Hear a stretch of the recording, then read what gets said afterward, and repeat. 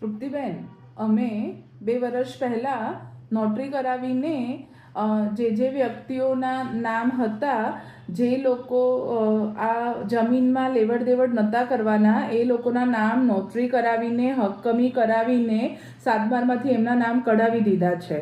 હવે શું આ જમીન અમારે વેચવી છે તો અત્યારે 7/12માં માલિક તરીકે યા કબજેદાર તરીકે અમારા નામ ચાલે છે, તો શું અમે એને પાકો વેચાણ દસ્તાવેજ કરી આપીએ છીએ? ચેતી જજો, ધ્યાન રાખો. એના રિલેટેડ ઘણા બધા નિયમો છે. એડવોકેટ તૃપ્તિ શાહ, એક સામાન્ય વાત કરીએ જે જાહેર જનતાને જાણવા યોગ્ય છે.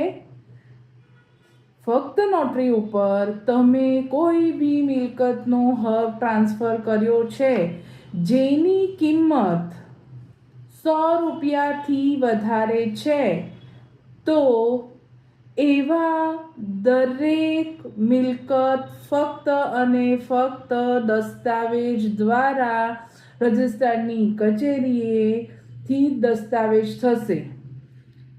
હક કમી કરવાનો દસ્તાવેજ હોય, વેચાણ દસ્તાવેજ હોય, ગિફ્ટ ડીડ હોય, ગમે તે રીતના દસ્તાવેજ કે જ્યાં પ્રોપર્ટીની આપ અને લે થાય છે, લેવડ દેવડ થાય છે, 1 બી રૂપિયો લીધા વગર હક જતી કરીએ છીએ, એટલે કે બિનહવેજ હક જતો કરીએ છીએ, તો પણ નોટરી પર કરેલા એ હક જતો નથી.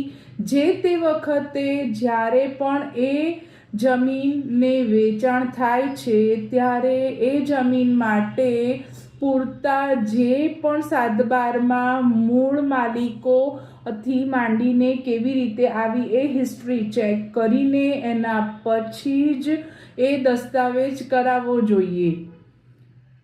આનું મેઇન કારણ બાયર બી અવેર, ખરીદનાર સાવધાન રહે નો રૂલ અહીંયા લાગુ પડે છે.